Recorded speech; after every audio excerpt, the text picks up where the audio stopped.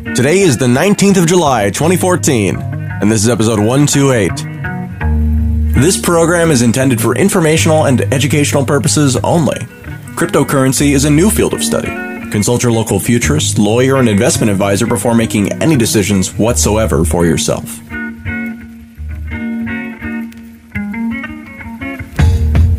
Welcome to Let's Talk Bitcoin, a twice-weekly show about the ideas, people, and projects building the digital economy and the future of money. My name is Adam B. Levine, and today we're pleased to bring you the conclusion of our 51% Solutions series. Tim Swanson is back, this time interviewing Gary and Manu. They talk proof of human, the limitations of Bitcoin, and cryptocurrency in the East. Also, this episode marks the beginning of our Magic Words Listener Rewards program. Listen during this episode for the magic word. Remember it, then head over to letstalkbitcoin.com. Select magic words from the LTB Coin Rewards menu and claim your prize. But first, Stephanie sat down with John Radcliffe, engineer and game designer. He's been playing with trivia on the blockchain and has a much bigger project in the works. Welcome to Let's Talk Bitcoin. This is Stephanie here with you, and today I'm joined by John Radcliffe. Hi, John. Hey, how you doing, Stephanie? Great. Welcome to Let's Talk Bitcoin. I wanted to talk to you today about a project that you're working on, games with cash prizes that can be run directly on the Bitcoin blockchain. Is that right? Yeah. Tell me a little bit more about that. I'm a 30-year veteran in the game industry. It's been, my career, and I fancy myself a bit of a game designer, though I'm mostly a coder. What kind of games are we talking about here? I've done 3 games for Electronic Arts, and I was the lead engineer on PlanetSide for Sony Online Entertainment. So I've done a lot of games over the years. I think it's kind of interesting to see people from the game industry who are attracted to the topic of Bitcoin, in particular Jez San, who's now like a major Bitcoin investor. He was like my contemporary back in the 80s. I mean, we went to Game Developer Conference together and stuff, and Richard Garriott as well, who practically invented, the whole idea of, virtual currencies in games. So it makes sense. And, my own story is of mine, Billy Zelzak, who's also from the game industry, and he told me about Bitcoins back in 2012 when he was mining them, and I looked at it and I was like, well, these are just, imaginary made up tokens like in a game, and I kind of blew it off. It didn't have any interest to me.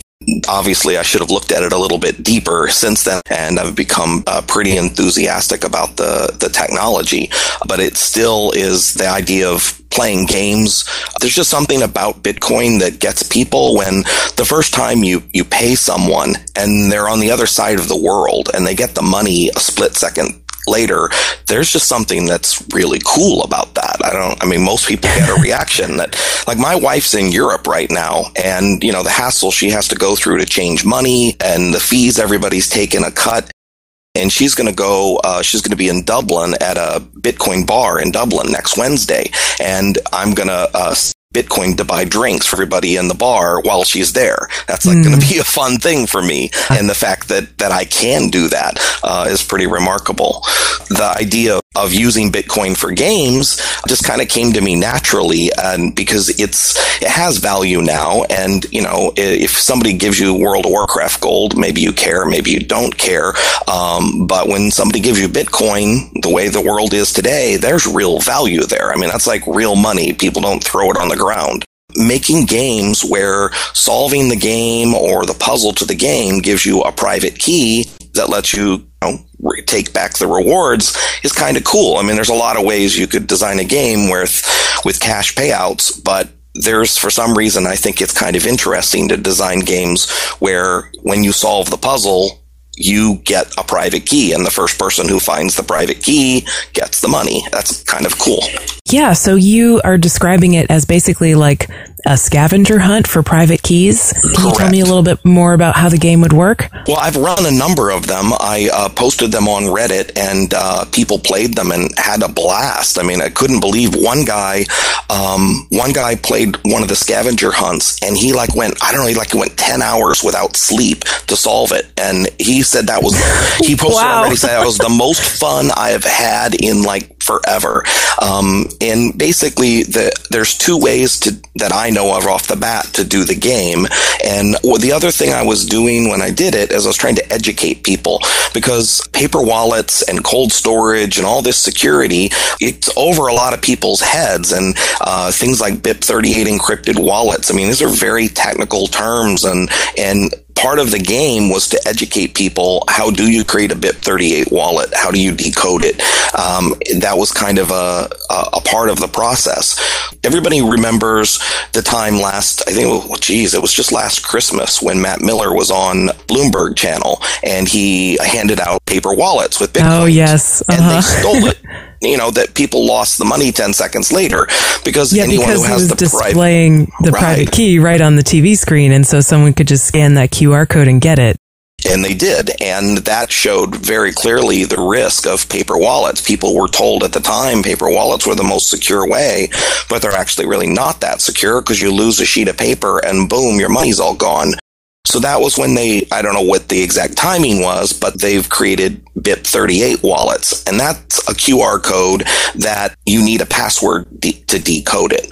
So One way to make a game, what I did is I created Jeopardy style questions. So I created a question where the answer would be in Jeopardy form, like who is Perry Mason or something.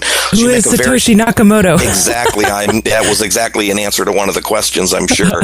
So what I did was, because the password for that has to be exactly correct, meaning punctuation, letters, part of the puzzle was figuring out how I had formatted the answer in very precise capitalization, punctuation, if it was a proper name, etc. And that was the rules were explained to people. So you put out a trivia question, you put out the QR code, you give out the clue, and the first person who answers it can grab the private key and take the funds. You said you posted this on Reddit. Is that like where the game would be played, or would the questions be posted in other venues too?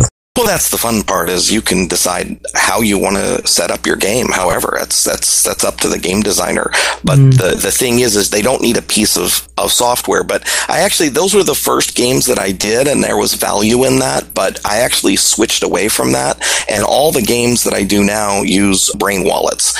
And for the people listening to this, brain wallets are both a wonderful idea and a terrible idea at the same time. I don't know who invented them. The idea for a brain wallet, people were thinking about Bitcoin security.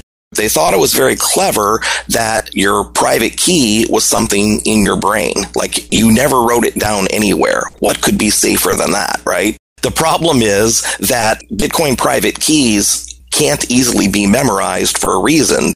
They have a lot of entropy. They're extremely massively large numbers. And as soon as you convert it into something you can memorize, you've lost entropy. It's not as secure anymore.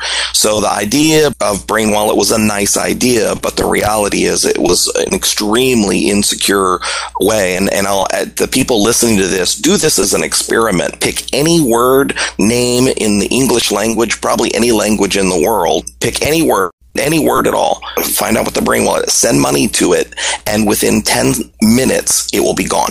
There are bots out on the internet which mine brain wallets because it's easier for them to do that. It's trivial. They've got a giant database of every word in the world, and they just try them all. And every time I've ever made one of these contests, the first answer to the contest is always stolen immediately by a bot. It's really quite remarkable. So brain wallets are really a bad idea to store secure funds. On the other hand, they're a phenomenal way to create games, giveaways, prizes, advertising. Like I said, my first contests, I did the BIP38, but then I switched to the Brain Wallet, and the Brain Wallet contests are a lot more fun. Let's go back to the Jeopardy question. But the answer is, who is Perry Mason? Well, you feed that into the Brain Wallet. You're the first person to get it. Boom, you get the prize. So there, you just tell people a clue and they guess it. And you would have to be to not only guess the correct answer, but also the first person to move the funds into another wallet, right? Because if someone guessed the same correct answer right after you, they could just yoink the Brain Wallet away from you, right? And then that's in fact what they do. That's how you claim your prize. The games that I made that I'm most enjoyed. And I think are you familiar with geocaching? Yes. It's a very popular pastime and activity where people get clues that lead to a GPS coordinate. And when they get to that GPS coordinate by hiking through the woods or whatever, what they find there gives them a clue to the next location. And I have a friend who's a game designer who's designed some geocaching games. Well, if you think of Bitcoin private keys as essentially GPS coordinates, then you realize that any game that could be done as a geocaching game can be done in Bitcoin space, except instead of trying to get to a GPS coordinate, you're trying to find the private key. So you can create these games that are chained together. So that's what I started doing is I ask a trivia question.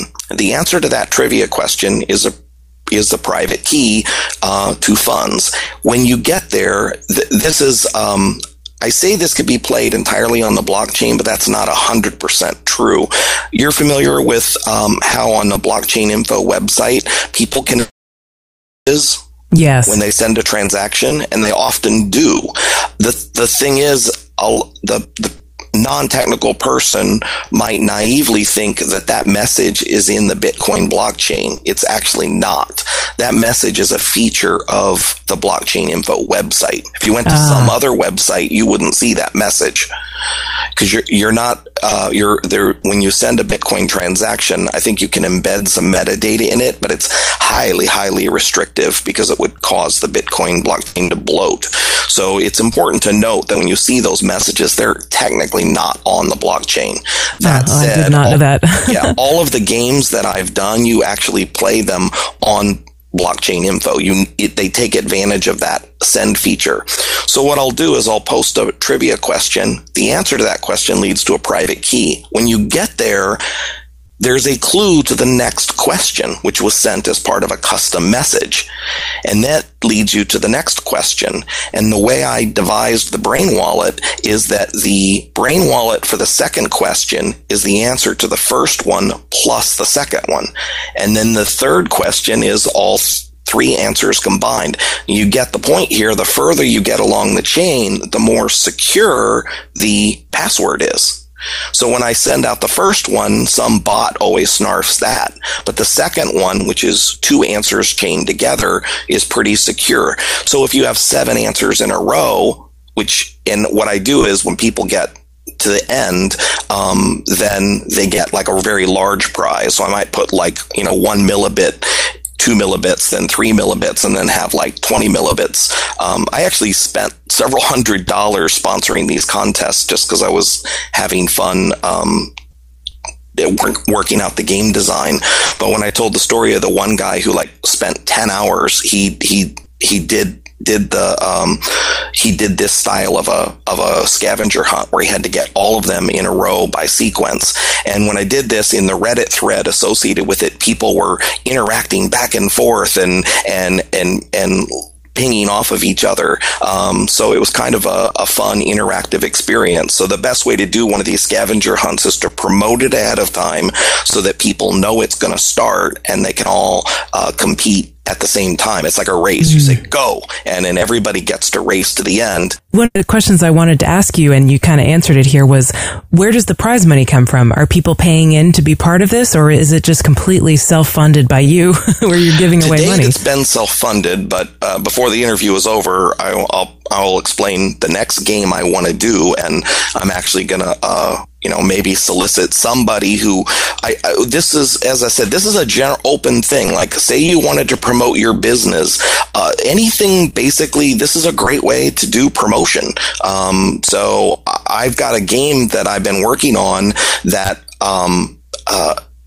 instead of it had all the ones I've done up until now had 7 prizes because there were 7 questions. So it wasn't ridiculously expensive to set it up. So I could imagine someone sponsoring a contest like this to kind of promote their product or their thing. I see where that could come from. The one that I want to do next is going to have 100 to 200 prizes, and it's going to take, a few $100s to fund that. So, if anybody wants to contact me after this interview who's got a product to promote and would like to donate some for the prizes, that would be great. We could announce it on the Let's Talk Bitcoin website so people know ahead of time how it's going to work.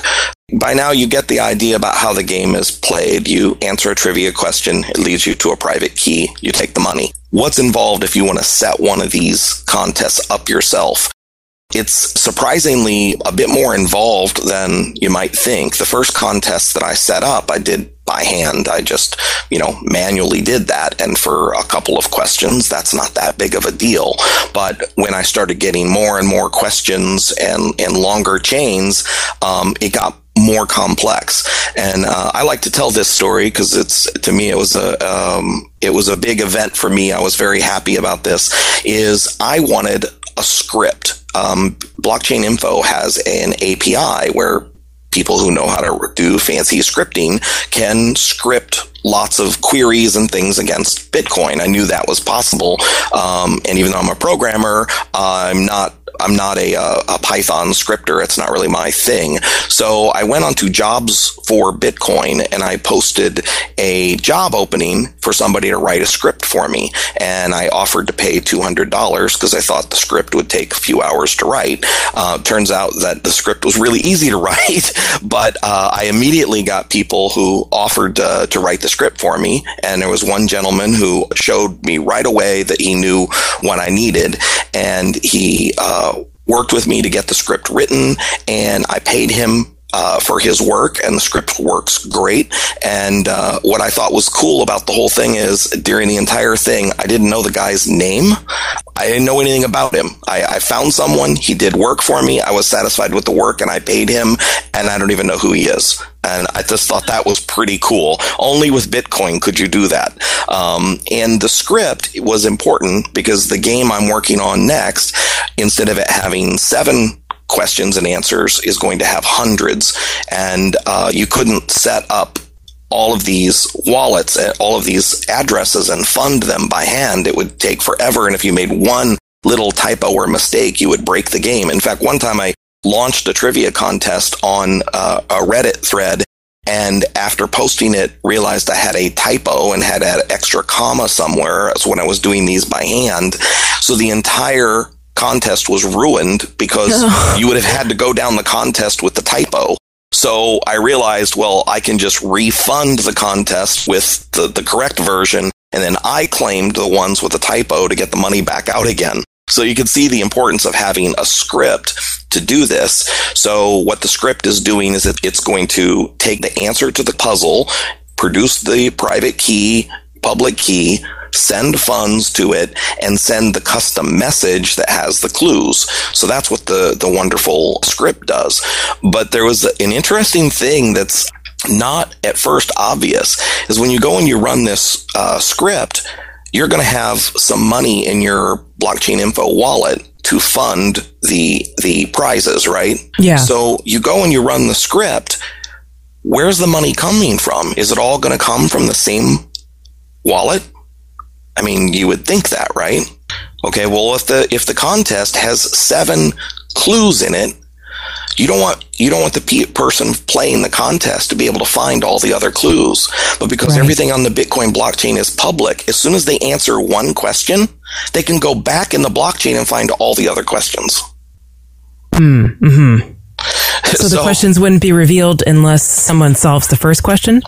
Well, the first question's always easy. But the point is that by solving the first question, they can go back and find out where the money came from to fund that, and then find all the other questions by following the transactions from that address. Yeah, that's cool. That's cool. Well, that's the problem. So when I do these contests, I have to run the prize money through a mixer. So everybody who thinks the only use for a mixer is to launder drug money or something, it's also used to fund contests. So I went to BitMix.io and I set up all the public keys that are going to fund the contest, and then send one transaction. It goes through the mixer, and it's kind of silly that you have to do that, but you really, if you don't, it kind of ruins your game. Right. Yeah, that's an interesting use for mixers. I really like that. The reason I said that was cool that you could potentially trace the other questions by solving one question was that, maybe there would be some circumstances where you would want that, right? Like you would only want someone to be able to find the other clues if they had first solved like an entry level clue or something, right? Right. But your game, you're saying it doesn't work like that with your game. My game you can design, that's kind of the idea, is if you just take the general concept of, I'm going to create clues and the answers to those clues lead to prizes, one can design a lot of different games. You're not limited to just one. I've tried a couple and there's a bunch more that you could do. But which kind of leads me to, so after I did these scavenger hunt games, one of the problems was, people really had fun playing them, and they also really complained that it wasn't fair, that because they didn't have notification enough ahead of time that the contest was going to be launched, and by the time they read the Reddit thread, it was already over. So the question I was asking myself, how could I have replayability? How could I have a game that, doesn't get... I was shocked. I made these trivia contests very hard, and after a certain point, trivia is not personally my, one of the things that's a major challenge for this is that, when you make a trivia contest, which is by design meant to be played on the internet, that means that the person playing the game has full access to Google. Try making a trivia contest that no Google search gives you the answer to. That is very hard to do. You have to come up with questions which have never been asked in that form ever before. Because everything in history, every Trivial Pursuit question ever asked every trivia question known to mankind somewhere on the internet. So we had, there's a young lady on Reddit who, another job that I posted on Reddit is I was asking people to come up with trivia questions for me. And this one person on there who goes by the handle of Sophie, she has a trivia website. She just is passionate about trivia. So she started designing questions and answers for me, and I ran the contests and paid her a little Bitcoin to thank her for that. And she provided several of them, and she made some that she thought were incredibly hard, and people were still able to Google the answers. But she made a new set of questions, and we'll launch that. I'll just start that one so that people can play it. And she tried to design them so that nobody could Google them. She claims they're very, very hard. They're movie trivia questions. But the new idea I had for a way to make a game that has a lot more playability is, this is the one I'm hoping I could maybe get a sponsor to help sponsor it, is what I'm calling the vaguely ambiguous trivia game. The idea being, you ask a trivia question, and most people's expectation is that when you ask a trivia question, there's one and only one answer. But what if there's actually three answers, and they're all equally valid and correct? The better analogy is, you're a young person, but I'm sure you've heard of text-based adventure games. Yeah, choose your own adventure kind of thing. Right. So the classic text-based adventure is it presents you with a choice, and you decide, what do I want to do? Do I want to go north? Do I want to enter the dungeon? Do I want to go here? And each one takes you to a next step. So you're essentially what you're doing is you're navigating a maze. Well, you can do the same thing with a series of trivia questions where you answer the trivia question, and if you answer it one way, it takes you down one path, and if you answer it another way, it takes you down another path. Eventually you hit a dead end, and it says, sorry, start over. And you have to choose how to back up and replay with a different set of answers. So by doing a game like that, instead of just having a trivia game that has 7 answers and that's it, you could have one that has hundreds and hundreds of prizes and has an enormous amount of replayability, because even if somebody won the grand prize, there's still fun in trying to go down the paths nobody else ever went down and find the little bits of treasure that nobody captured before. So I've got the script written, I've gathered the questions, and that's kind of the next big game I want to launch. And like I said, I was looking for a sponsor because I'd probably need to fund it with a few $100s, because you want to have at least 1 millibit as a prize for every single, you have at least 1 millibit, and, that's 62 cents as of today. And then, for people who get to the end, you want to have a very significant grand prize as sort of the motivation. And I like to weight it, so the further you get down in the maze, the higher the reward is. So, yeah.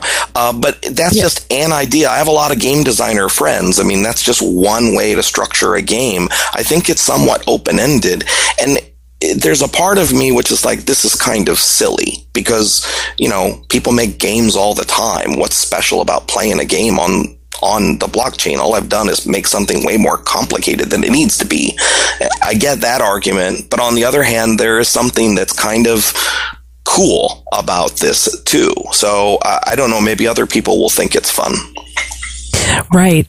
It reminds me of, there are some companies, like I think Google has done this in the past, or there's also this website called mathgate.info where you are getting Bitcoins by solving mathematical theorems, or Google will like place these puzzles around and they'll only sort of have meaning to people who know certain types of math or programming. And then, they'll follow these clues and they'll lead to something that can get them a job. Do you ever see this being used for hiring, or for kind of like testing someone's mettle? I know it would be pretty much anonymous. If someone were to get the grand prize, they would have to come forward if they wanted the job, if they wanted to claim the job as their prize. But do you see this potentially as something for hiring or testing people's math skills?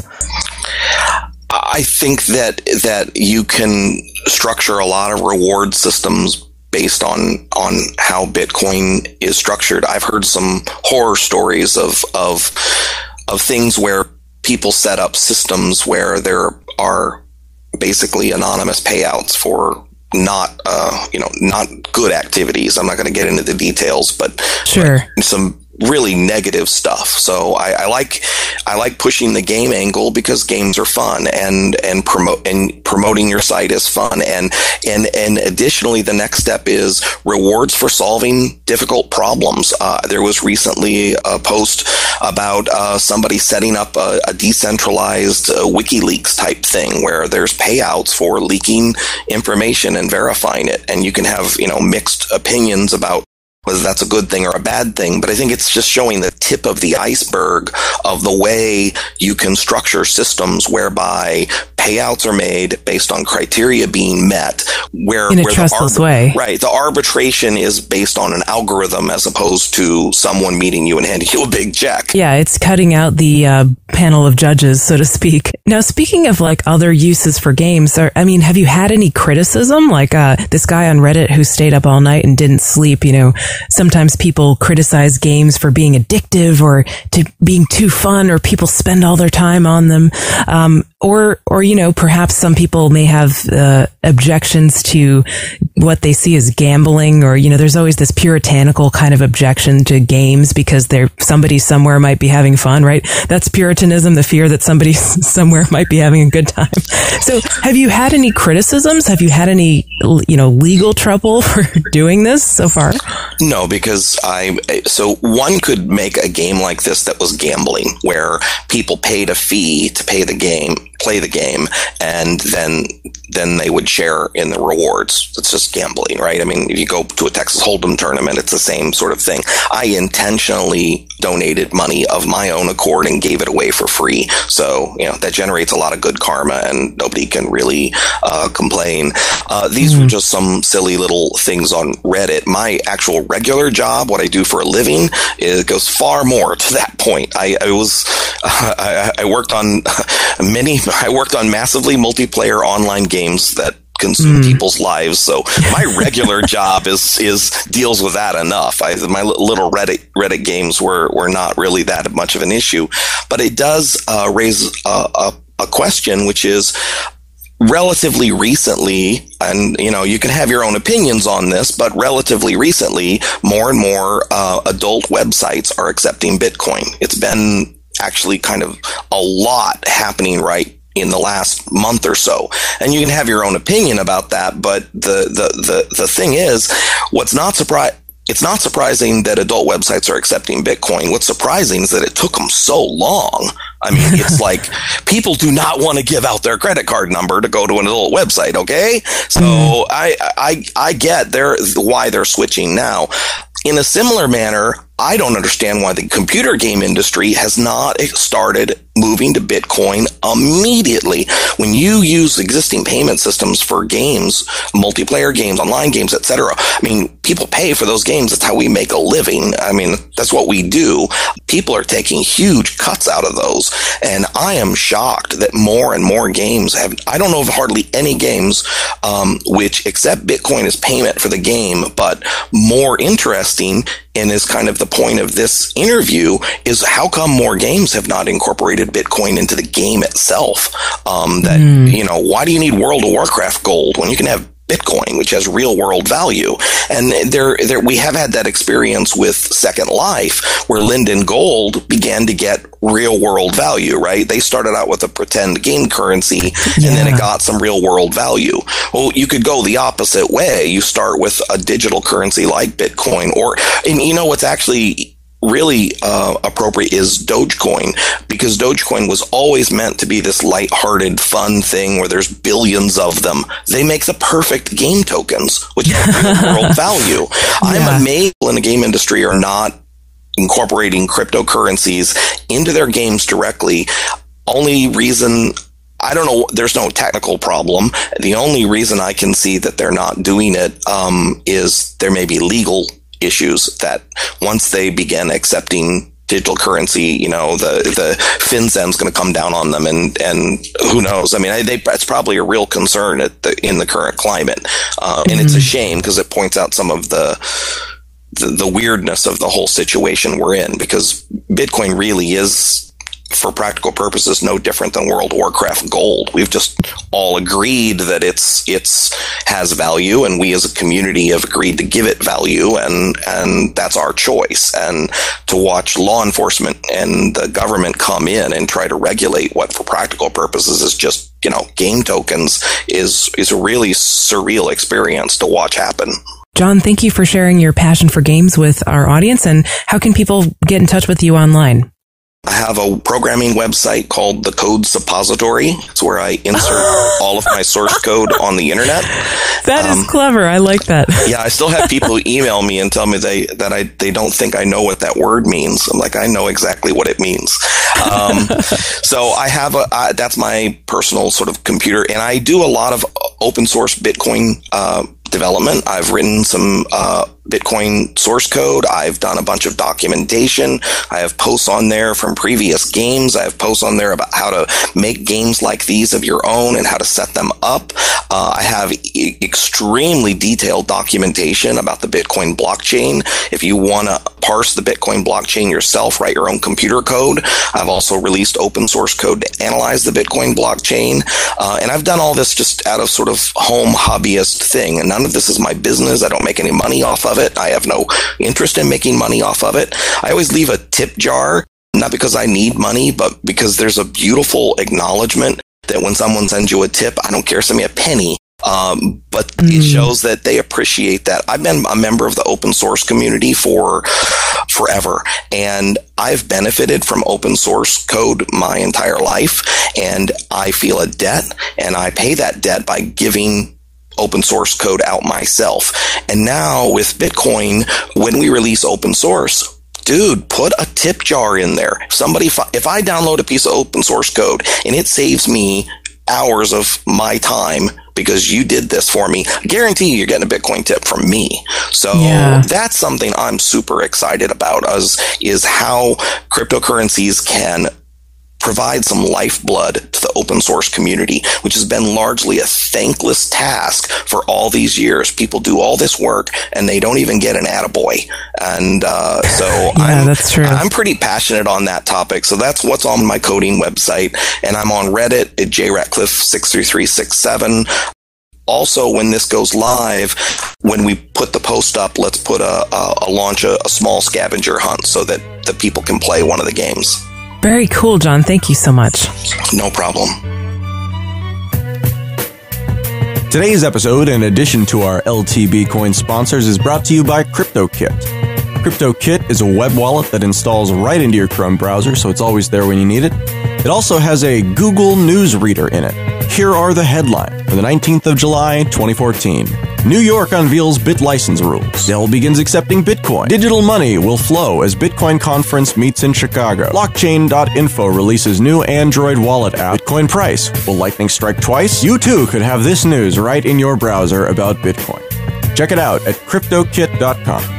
The high sponsorship number on episode 128 is 31,000 LTB coin for BitShares.org, courtesy of LTB community member Strip. CEO Dan Larimer is actually the bulk of episode 129, the one coming directly after this. He, Stephanie, Andreas, and I recently spoke about their rather innovative technologies that are nearly ready for release. Rather than use the technology and code pioneered by Bitcoin, they reinvented the wheel. People talk about that like it's a bad thing, and I've certainly complained about it in the past. And surely if all you wanted was a vehicle, then maybe any wheel is good enough because it gets you to your goal faster. But that's not always the point. BitShares is a new codebase, a new wheel. They're claiming 10-second confirmation times, built-in stealth addresses where you only have to send to a username and still have complete privacy, and stability at 10 transactions per second, which is, broadly speaking, better than Bitcoin. Will BitShares succeed? I don't know, but if you're interested, you can check it out at bitshares.org or bitsharestalk.org for their community forums. Today's magic word is puzzle. Puzzle. Puzzle.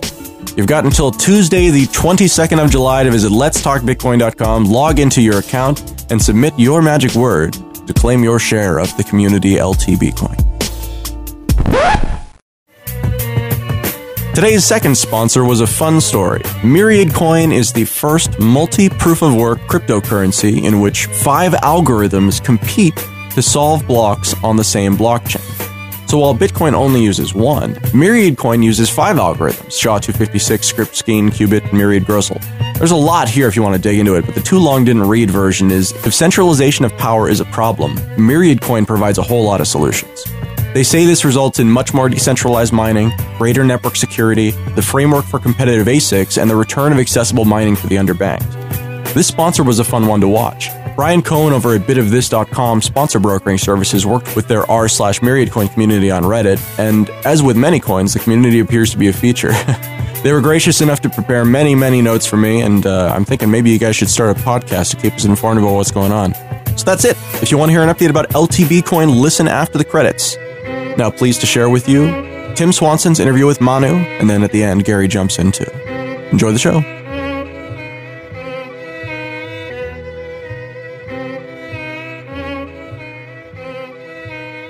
I'm 30 years old. I'm a former IT consultant. I was consulting and specializing in Oracle database technologies in my early 20s. About 5 years ago, I switched to Indonesia. I've been living out in the jungles of Borneo for the last 5 years in something of a self-imposed isolation, I suppose. And I've just recently moved back to civilization, I suppose you could say. And now I'm living in Ubud, Bali. There's a lot of exciting things going on here in terms of the emerging crypto economy. There's a lot of adoption here. ATMs are just about to arrive. I'm running an educational course teaching people how to use wallets.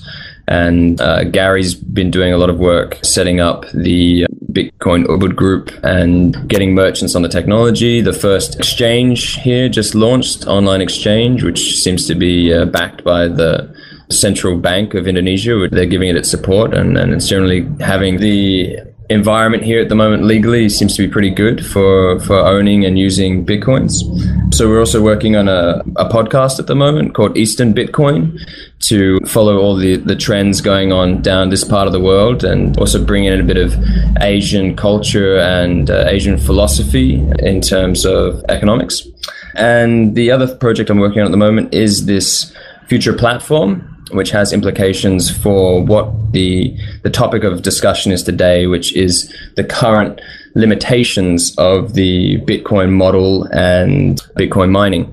So I started with Bitcoin early last year, about April, I suppose. I was doing Bitcoin. I did a bit of mining, got into that, did quite well with that. I was probably the only Bitcoin miner on the island of Borneo. And I know a few people that are actually in mining out there. I used to joke with them that, we're in the same business. I've been observing the evolution of the mining paradigm, if you like, and the ever more centralized nature of it, the harder it's become for people to participate. I'm sure this is repeated information. I'd like to elaborate on what I believe to be the primary flaws in the current model, if you like.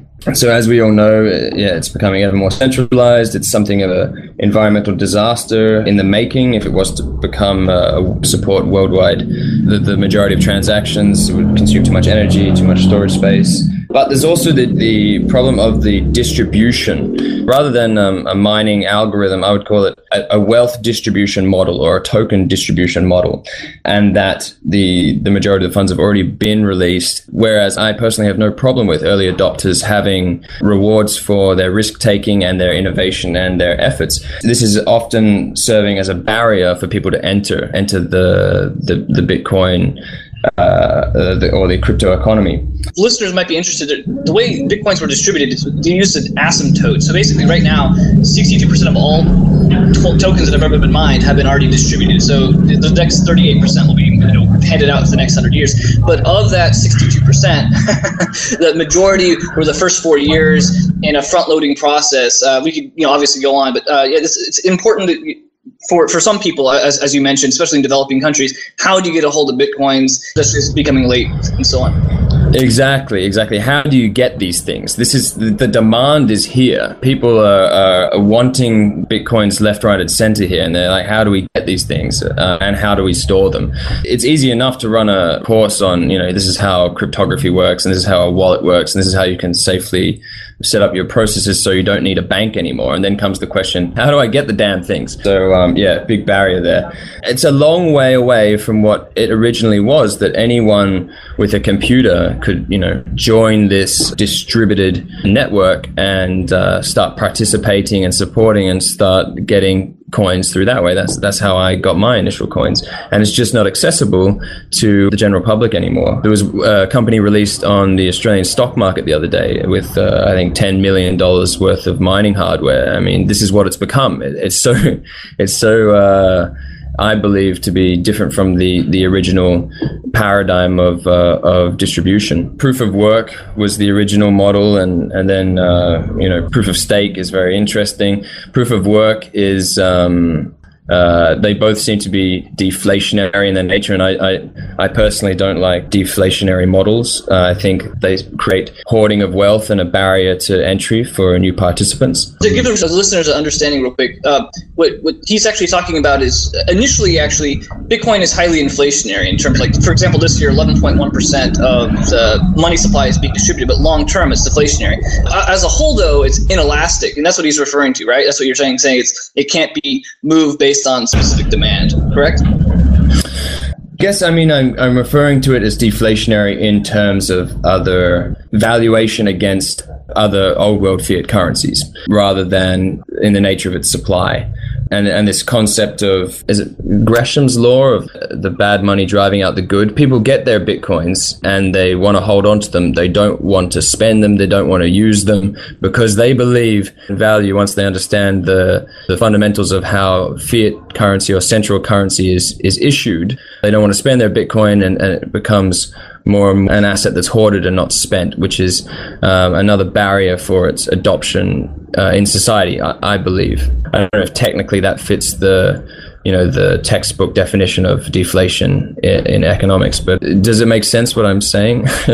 Sure. No, I make similar arguments. I'm not popular for it. I'd love to hear your solution, though. So then, proof of stake was interesting. It's even more deflationary, I believe, because you have to put your funds into the network just to have your vote in it. Again, incentive not to spend them, incentive to hoard them. Proof of resource came along with Made Safe. That's really inspiring to me. Very, very cool.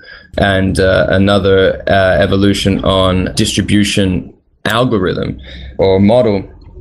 And this is going back to more of a model of anyone can participate. I can go in and I can create, I can put my bandwidth up for sharing and my computer up for sharing. Everyone has access to that. Everyone can do that.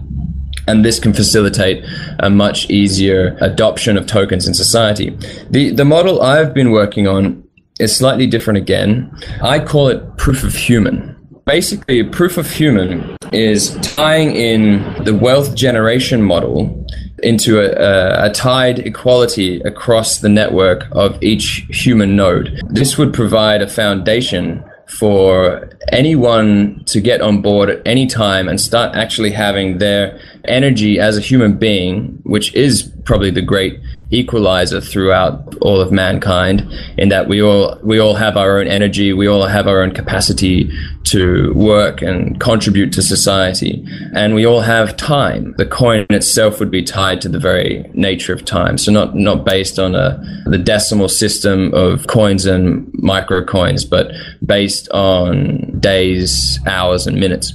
And this forms a part of a greater platform that we're working on. This is probably 1/3 of that model. I can't talk too much about the other elements, but I can definitely go into more detail about the proof of human concept. Two questions I have for you is, how do you actually get Bitcoin miners to implement something like that? Like if you see this issue with centralization, is there a way for you in your mind that code can be implemented that will be accepted by the miners, or is that a no-go, or how do you go about fixing this situation? I don't think it really would work with miners. The whole nature of mining, making something mine, it's quite different from gifting, if you like. And I'm a big fan of all the different, I'm an active student of all the different altcoins that are constantly in development. I think personally that you wouldn't have a transition from Bitcoin into these the miners themselves, with their hardware that can't do anything else but, especially with ASICs that can't do anything else but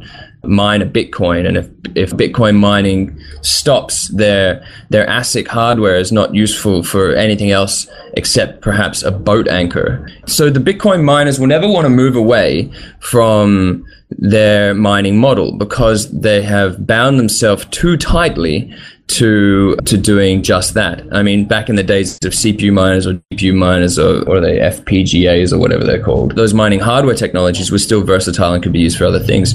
But now, you can't mine with any of those things anymore. They're not energy efficient, and you can only really mine with ASICs. And if mining doesn't exist in its current form of RSA 256 or whatever, then all that mining hardware becomes redundant. Yeah, exactly. So they're never going to move away from that. They have too much invested equity in their mining hardware.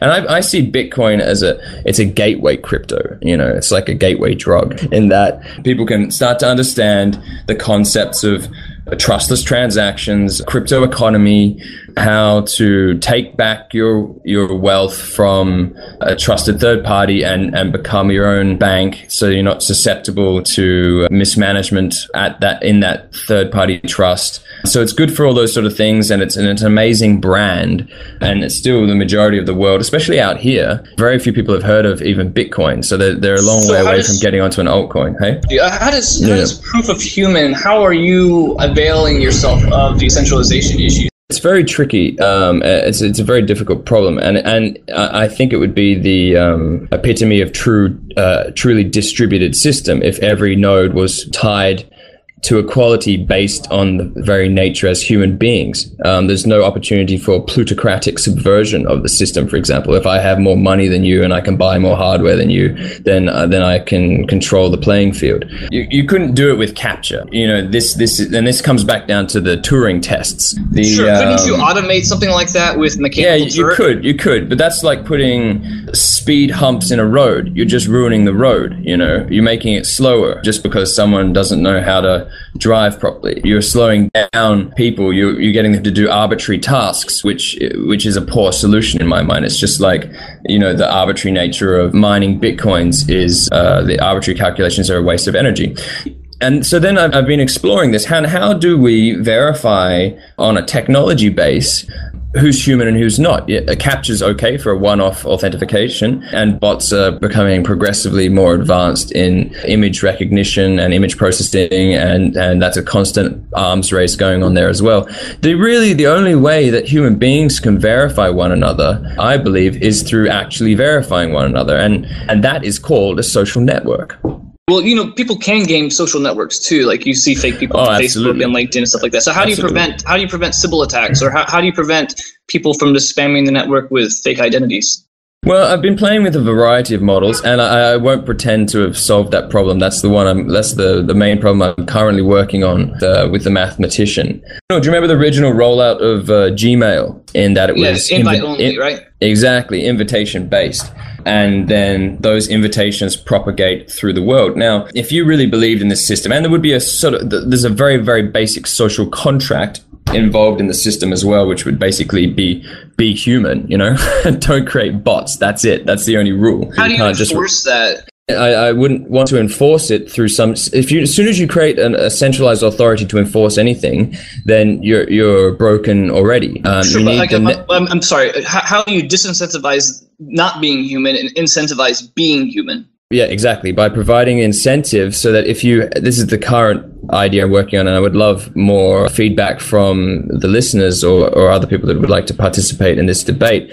But you provide limited invitations, and then you propagate those through social groups that would definitely prefer to, rather than create a second fake account, they would rather share this technology. Just like Gmail back in the day, you get Gmail. Are you going to create a second Gmail account with your one precious invite that all your friends are saying, hey, can I have an invite too? Are you going to give that to yourself, or are you going to give that to your best mate, and he gives it on to his best mate? So it's more advantageous to give it to a real human being than to re-gift it to yourself. Now, the other thing this would be combined with would be every time a new node is formed on the network, this would be like a hard node. This would be your original connection back to the system itself. If you provide an incentive to the initiator of the invite, so that if they invite someone that starts making bots, and there's some sort of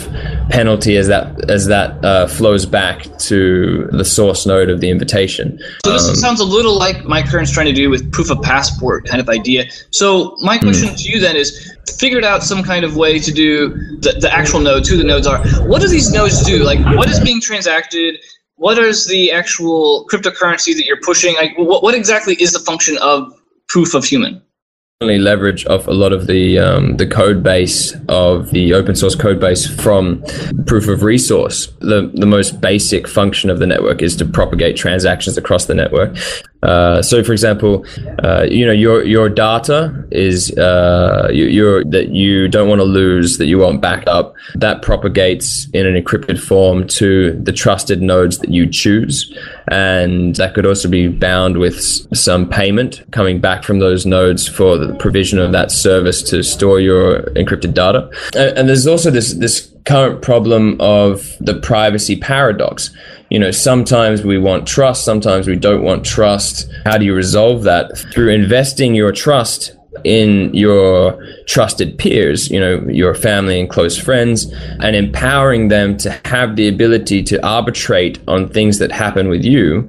You could do things like, for example, if you were identity theft, or you somehow lost your master key for your identity, you could have it so that your closest peers, through consensus decision making, could re-release a new master key for your identity as a way of again, this proof of human verification of who you are by your immediate peers of your choosing. So I see what you're saying in terms of you're trying to start off from a node-based, identity-based management, verification-based management. So how does that tie into, though, the actual, what you were talking about, your frustration with the money supply? Where's the money supply in this? What are these tokens? Is this pre-mined? Is this mined? Is it just handed out because you want to hug these people? What's the actual process? There's no mining. as such. The concept is, and it's kind of tied back into the gift economy, that the funds would be generated through participation in the network, through provisioning of resources. I just don't understand, like, where is the money coming from? Does it fluctuate? Does it change based on different transactions per day? Like Fluttercoin, they had proof of transaction. Like, how does it's tied to time. It's like representative of human energy, if you like. Everyone receives a single coin a day that can be broken down into smaller coins. And this is just through participation in the network, through being proven as a human being on the network. That's all. So let's say you and I have these, I guess, digital wallets of some kind, and we have somehow proved each other's identities with this invite mechanism, and it's cryptographic. Let's just hand wave the whole thing, okay? But I want to know, like, where do these tokens come from? Like, how do I get them, and like, how can I spend them, and how do we? What's the timing? Is it like a 10-minute confirmation, a 1 second, etc.? That level of detail in the actual technology, like confirmation times and things like that, I haven't invested time in actually modeling. That's for me, that's later down the track. That's when we bring in more programmers and actually start playing with the code base and things like that. As far as spending goes, just like any other altcoin, once it's linked to other exchanges and starts to have a value based on other tokens and other currencies, then you can start to spend it. And it's just like exactly the same as Bitcoin. Once someone has faith in a token and will accept it for their products, services, then its value increases and you can use it more easily. And if you're still needing to interact with people that haven't adapted or don't believe yet or don't accept that token, then you need to exchange that token for a token that they do accept, like a Bitcoin or like an old world fiat currency. Old world fiat currency. You do. Listeners do know that you have digital fiat currencies, right? Oh yes. Yeah. This is very interesting. I'd love to hear more about what you plan to do with the actual the money supply, to make it elastic so that way it can fluctuate based on actual demand, or actual currency itself into a kind of form of demurrage, because so it can sort of find a middle ground between sort of deflationary and an inflationary model. I'm playing around with tying the coin themselves into either radioactive like half-lives or some other form of energy degrade. So this is kind of trying to mirror the nature of energy itself as a human being. So, if we have our energy and we have our effort, and we, if we sit on the couch for a week, we can save that up and have a bit more energy. But if we don't do anything with our energy, it's gone, You want to have a halving day? You want to do block reward halving? Something like the circulation of this currency or whatever you want to call it is lessens based on the fact that you're not using it. Is that what you're saying? No, that all currency that's created is all degrading at the same rate.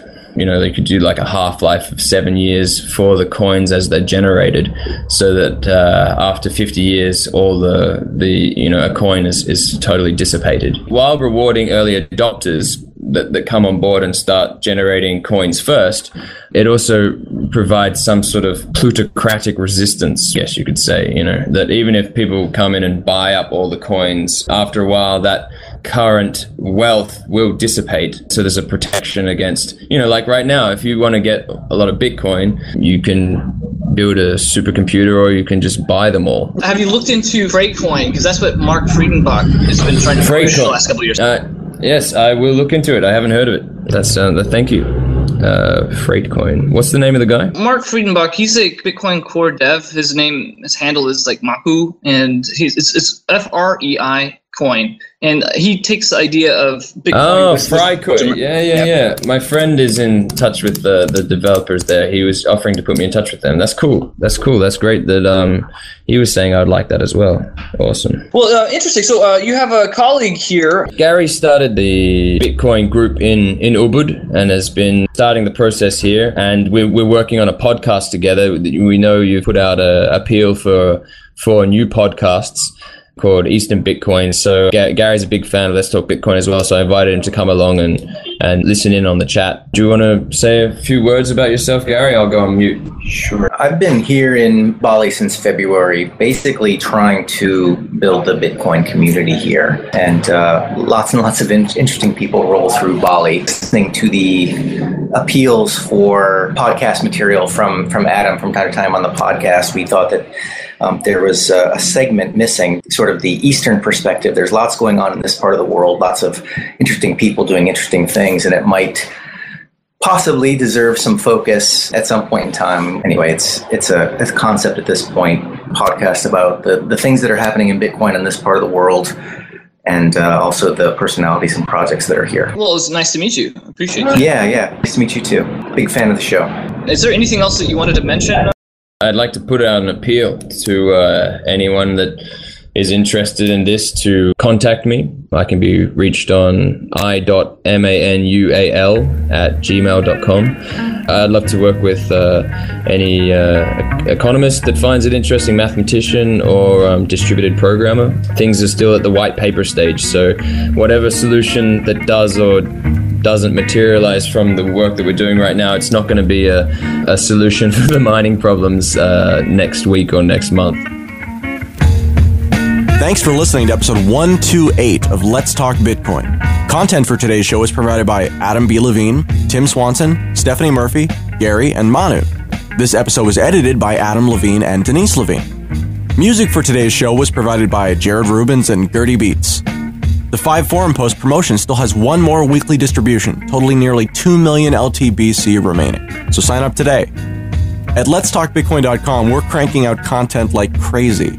The writer interface is available to anyone with an account, and we were immediately flooded with more content that our system could properly deal with. Andrew from the upcoming Crypto for Change blog has taken over as managing editor, and we're designing the new editorial system now. Head over to the forums to check it out, join the conversation, or get involved. We're in full development mode. Things are changing quickly on the site. Giving a post or a comment a like now rewards that participant with a small amount of proof of participation points. Each week, all the proof of participation points are added up, and then the total amount of LTB coin that are rewarded to the audience are divided based on each community member's participation in this number of points. So that means that by giving someone a like is sort of like nudging the game a little bit in their favor to the detriment of the whole community. Each individual can like any post a single time, and every time you do that, that person has their participation score improved a little bit. It's half a point, which increases their share and reduces it for everybody else. I'm taking the time to explain this to you in detail because I'd like you to recognize that it's a nice thing to do for a person, but it also comes at a cost to the community. So have fun. So that's about it. We have some development roles where you can help us build the platform out faster and secure your stake of LTB coin while we're still new and poorly understood. Other than that, I'll see you guys on Tuesday. Thanks for listening.